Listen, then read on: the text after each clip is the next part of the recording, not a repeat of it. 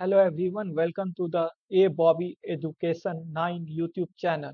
आज हम the mines act 1952 के चैप्टर 3 कमिटी के बारे में बताने जा रहे हैं। तो सबसे पहले जान लेते हैं चैप्टर 3 में है क्या क्या। तो इसमें यह बताया गया है कि कमिटी किस तरह से फॉर्म होता है, उसके कौन कौन से मेंबर होते हैं, कमिटी के पास क्या क्या पावर होती है। ये सारी चीजें इस चैप्टर में बताया गया है और हम लोग इस उस चीजों को अभी देखने जा रहे हैं। तो सबसे पहले ये फॉर्मेशन ऑफ कमिटी स्टार्ट करने से पहले ये जान लेते हैं कि कमिटी का मेन काम क्या होता है। तो जो भी जैसे सेफ्टी हो, रूल्स हो, एक्सीडेंट इंक्वायरी हो या फिर अपील हो रिलेटेड टू माइन, इन सभी को देखना। और जो भी जैसे एक्सीडेंट इंक्वायरी है तो उस चीज को देखना और उसको सॉल्व करना, ये सारे काम कमिटी के होते हैं। और जितने भी अपील हैं उन सभी को भी सही तरीके से देखना और वो उनका भी एक डिसीजन लेना, ये सारा काम कमिटी का होता है। तो अब सबसे पहले देख लेते हैं फॉर्मेशन ऑफ कमिटी। तो कमिटी में कितने मेंबर होते हैं, कौन कौन से मेंबर होते हैं, उस वो जानने से पहले ये जान लेते हैं कि सेंट्रल गवर्नमेंट जो होती है वो कमिटी को फॉर्म करती है, क्रिएट करती है। सेंट्रल गवर्नमेंट कमिटी क्रिएट करती है। और अब इसके मेंबर जो होते हैं, सबसे पहले चेयरमैन, ये एक गवर्नमेंट ऑफिसर होते हैं। और जो ये गवर्नमेंट ऑफिसर, ये इंस्पेक्टर नहीं होने चाहिए। और उसके बाद फिर चीफ इंस्पेक्टर ऑफ माइंस होते हैं। उसके बाद फिर दो मेंबर, दो जो माइंस के वर्कर को रिप्रेजेंट करेंगे, और दो मेंबर जो माइंस के ओनर को रिप्रेजेंट करेंगे, और दो माइनिंग इंजीनियर जो कि किसी भी माइंस में एम्प्लॉयड नहीं होंगे। वो सारे, ये सारे मिल करके कमिटी बनाते हैं। और जो ये जो दो मेंबर होंगे वर्कर के रिप्रेजेंटेटिव, इसमें से एक वर्कर जो होगा वो कोल माइन से होना चाहिए। और जो एक ओनर का भी जो एक रिप्रेजेंटेटिव होगा must be from coal mine owners. और गवर्नमेंट जो है, कैसे कोई भी स्पेशल रीजन हो या फिर कोई स्पेशल इशू हो उसके लिए एडिशनल कमिटी भी क्रिएट कर सकती है। और अगर कोई भी कमिटी में छोड़ के जा रहा है कमिटी को, या फिर कोई सीट वैकेंट खाली है, तो उससे कमिटी पर कोई भी असर नहीं पड़ेगा, कमिटी का काम नहीं रुकेगा। और जो भी मीटिंग और डिसीजन लिए जाएंगे वो सारे के सारे वैलिड होंगे।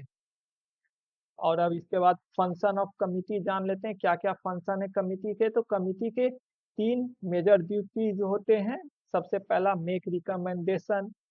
और ये मेक रिकमेंडेशन में कैसे कोई भी प्रपोजल हो, जैसे कंसिडर किया जाता है, जैसे कोई भी प्रपोजल जैसे rules bylaws and regulation related to mines जो हुए, उन सभी के प्रपोजल को कंसिडर किया जाएगा, डिसीजन लिया जाता है इन सभी से रिलेटेड जो भी हो वो रिकमेंडेशन वाले में। और फिर इन्वेस्टिगेट एक्सीडेंट, जैसे कोई भी एक्सीडेंट हुआ है तो उसका इन्वेस्टिगेट करना, इंक्वायरी करना, और वो सारा काम कमिटी का होता है। और उसके बाद फिर हियर अपील।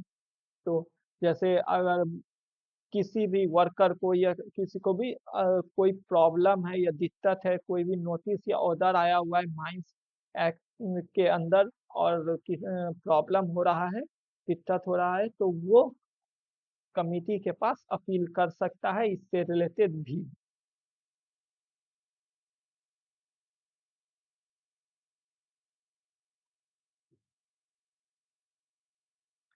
और जो चीफ इंस्पेक्टर होते हैं, अगर कोई भी उनका डिसीजन है और उसी पर अगर कोई अपील कर रहा है तो उस अपील में चीफ इंस्पेक्टर पार्ट नहीं ले सकते हैं।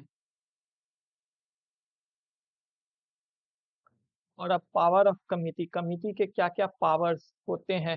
तो कमिटी के पावर जो होते हैं, वो जो पावर इंस्पेक्टर के थे वही पावर सेम यहाँ कमिटी के भी होते हैं। वो माइंस की जांच कर सकता है, कोई भी डॉक्यूमेंट चेक कर सकता है, और जो भी सेफ्टी मेजर्स है उनको उन सभी से रिलेटेड पूछ सकता है, देख सकता है जो भी हो।